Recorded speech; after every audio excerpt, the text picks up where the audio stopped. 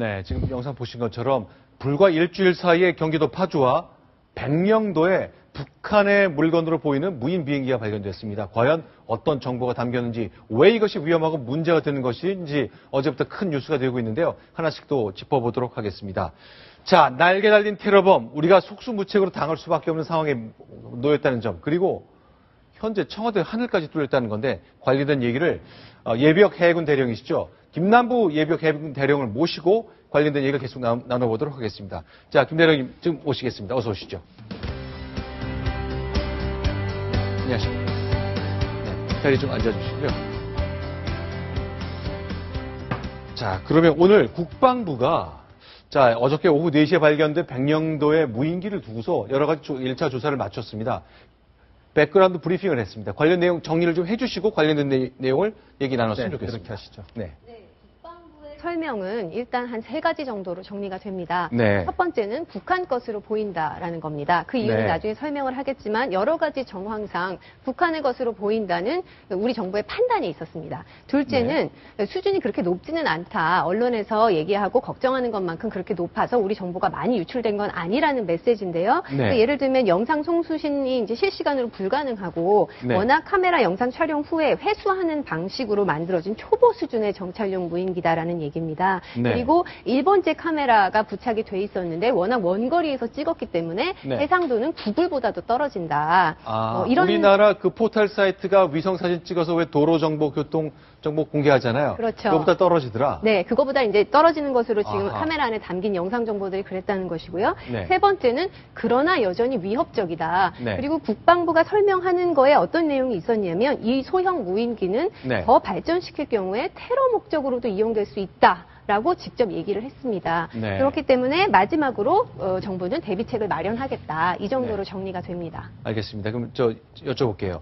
이제 북한 관련 정보를 꼭 군에서 오랫동안 다뤄오셨는데요. 네. 어떤 일을 어떻게 하셨는지 간단히 좀 소개해 주실 수가 있으세요? 저는 정보 수집, 분석, 네. 기획 여러 분야에서 약 네. 30여 년간 근무를 했습니다.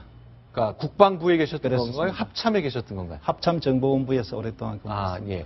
그러면 이제 어제 있었던 그리고 3월 말에 파주에서 발견된 무인 정찰기 기사를 보셨을 텐데요. 네. 이게 왜 심각한 겁니까? 일단 우리가 전혀 모르는 상태에서 우리 영공을 침범해서 네. 정찰 활동을 했다는 것은 굉장히 심각한 상황입니다. 네. 그래서 우리 영공이 무방비로 노출됐다. 네. 이것은 우리가 다시 대비태세를 갖추어야 할 그런 것이고 네. 또 강력하게 북한에도 좀 항의를 해서 네. 영공 침해 행위는 이런 완전 침략 행위나 다름없습니다. 그렇죠. 그러면 북한의 무인 정찰기가 맞다면 맞는 것 같습니다.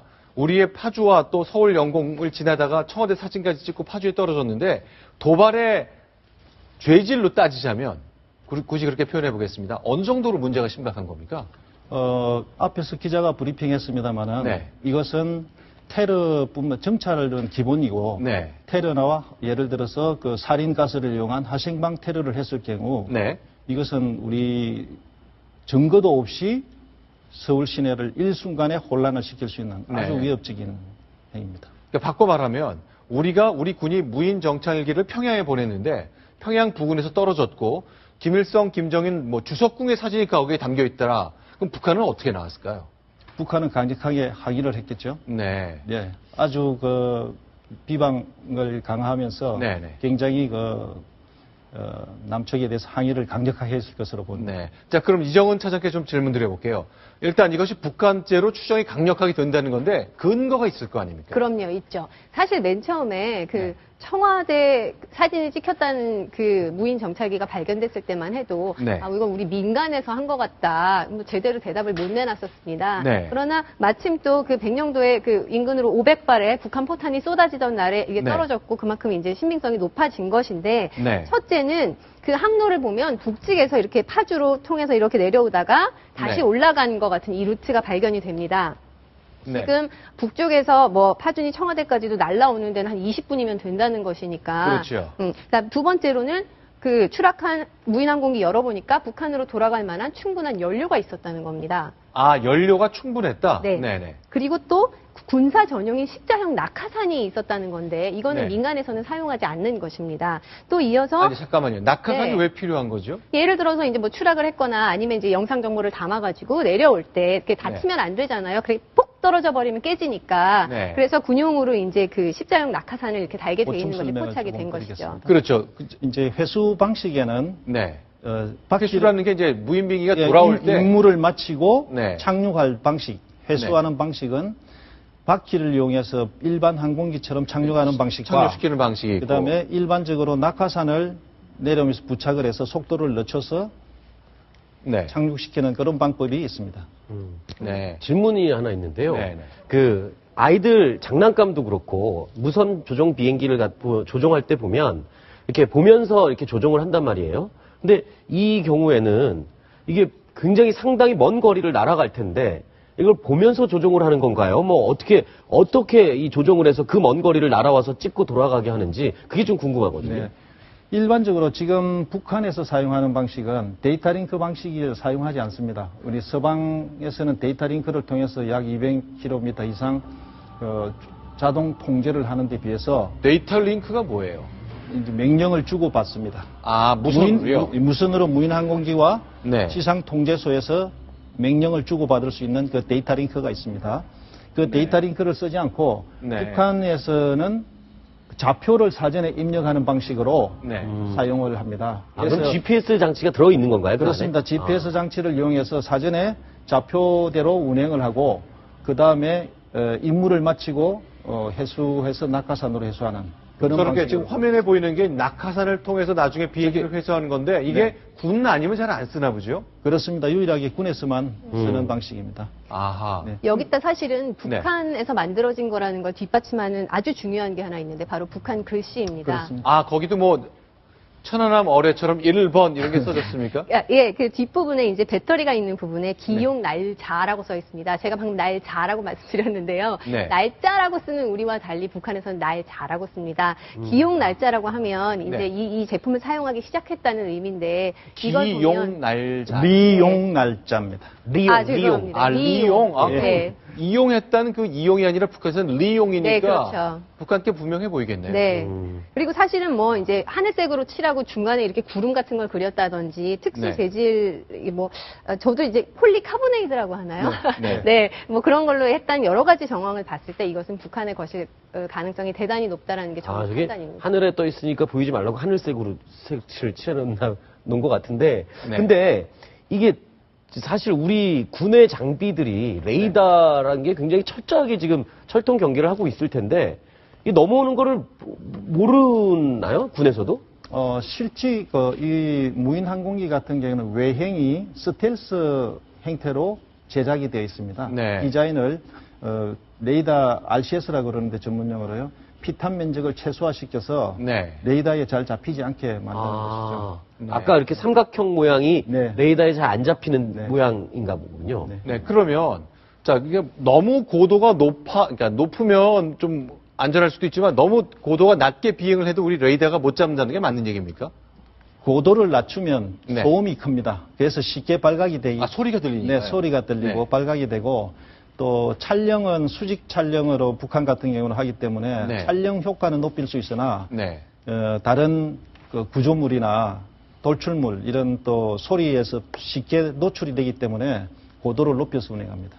네. 아니, 그러면 자, 이제 북한 무인기가 왔습니다. 그런데 네. 지금 지금 국방부의 오늘 발표를 보면은 그 카메라가 일제 카메라가 달렸지만 화상이 낮아서 작아서 그 화질이 낮기 때문에 위험하지 않다 이런 설명을 하는데 이렇게 낮은 수준의 카메라를 달아서 보내는 이유 그걸 어떻게 좀 짐작할 수 있어요? 일반적으로 서방 측 무인 항공기 같은 경우는 네. 굉장히 화질이 높습니다. 네. 그리고 어떤 카메라를 쓰냐에 따라서 굉장히 그 정보적 가치가 충분한데 네. 북한 것 같은 경우는 서방에서 그런 전략 물자라든지 이런 네. 물자를 도입할 수가 없습니다. 그래서 일반 상용으로 활용되는 네. 이런 장비나 부품을 구입을 해서 쓰기 때문에 실질적으로 해상도는 낮지만 네. 이것이 위험하지 않다고 생각하는 것은 굉장히 큰 오산입니다. 아까도 이야기했지만 정찰 목적으로 네. 또는 그 사전에 그 지행 익숙이라든지 네. 지행 파악이라든지 이런 목적은 충분히 활용이 가능하고 네. 또 약간의 개조만 하면은 네. 테러용으로도 얼마든지 쓸 수 있기 때문에 약간의 개조를 통해 테러에 쓴다. 어떤 게 상상할 수 있는 거죠? 예를 들면 이제 폭약을 장착한다든지 네.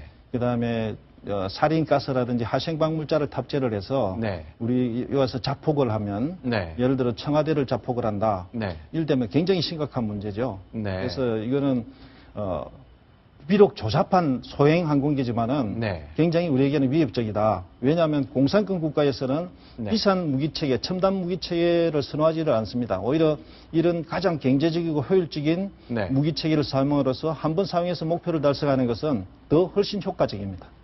근데 그럼 궁금한 게 이게 100대를 띄우면 임무를 100번쯤 시키면은 몇 번쯤 추락하나요? 왜냐하면 지난 한 열흘 사이에 2대나 떨어졌거든요. 과연 우리 하늘에 북한제 무인 비행기가 도대체 몇 대나 돌아다니는지 그게 굉장히 궁금합니다.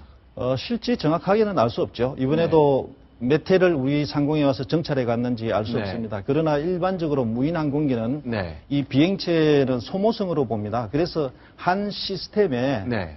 보통 4대 내지 6대를 한 시스템 일식으로 네. 분류를 하고 있습니다. 그래서 미군들 같은 경우도 그 사막의 작전이라든지 중동 네. 작전할 때 수시로 떨어져서 보도되는 사례를 많이 봤을 겁니다. 아, 그런 이제 뭐 돌아올 때 뭐 낙하산 달았다지만 좀 충격도 있고 그러니까 일종의 소모품처럼 몇 번 보냈다가 또 버리고 또 새 거 만들어 쓰고 뭐 그런다는 얘기네요.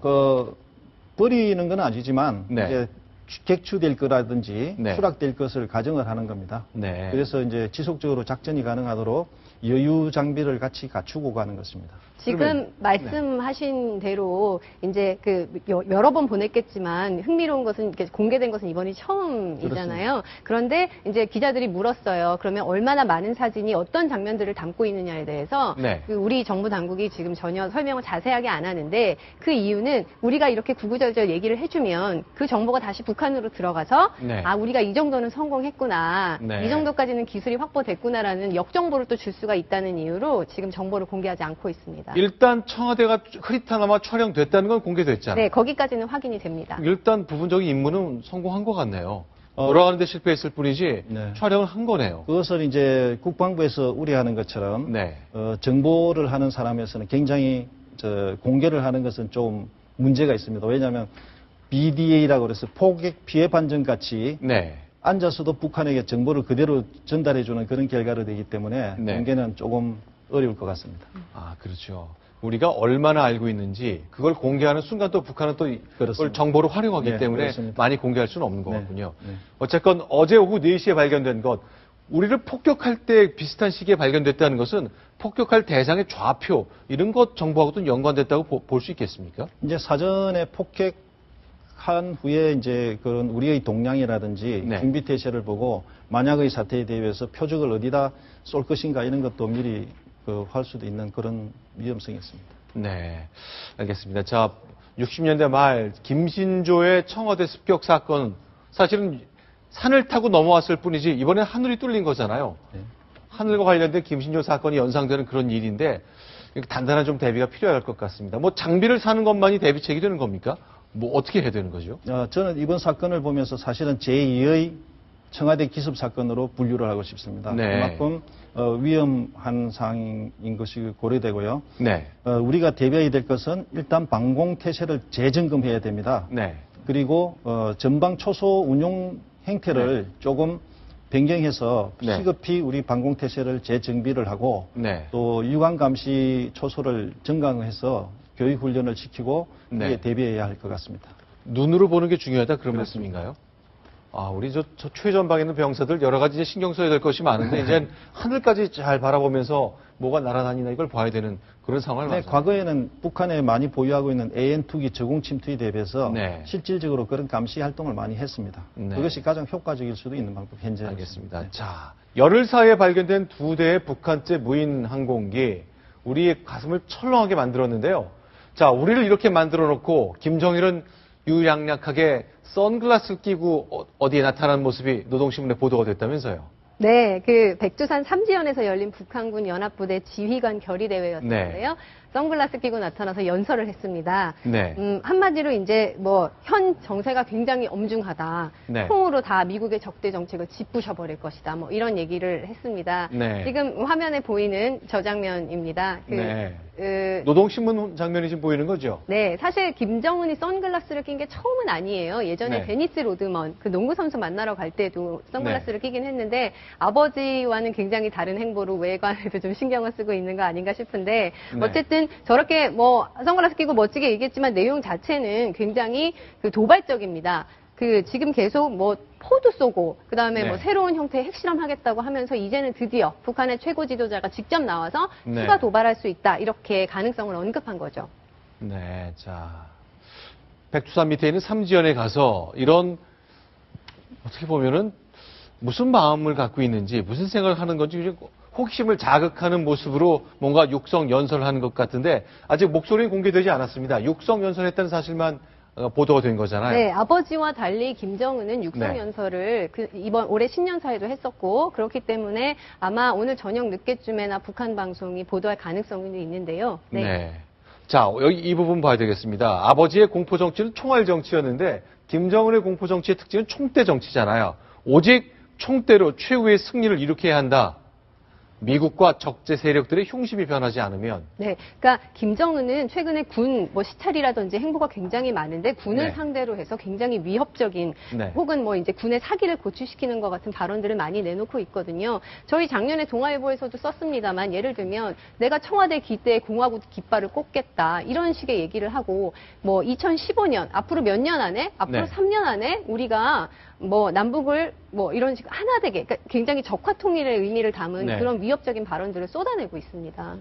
자, 이제 만 30살이 돼서 위험하다 했는데 현재까지 그 계속 긴장 분위기를 조성하고 군사적 대치 가능성 계속 인식시키는 것만큼은 성공적으로 한 것 같습니다. 하지만 본인은 아주 맑은 하늘 아래 선글라스 끼고 나타나서 연설하는 모습까지 사진을 공개했습니다. 알겠습니다. 북한에서 벌어지고 있는 일 그리고 남북 간의 무인 항공기가 부른 공포 분위기 관련된 얘기를 좀 정리해봤습니다. 오늘 김남부 대령께서 여기까지 말씀 좀 듣겠습니다. 네, 고맙습니다. 감사합니다. 네.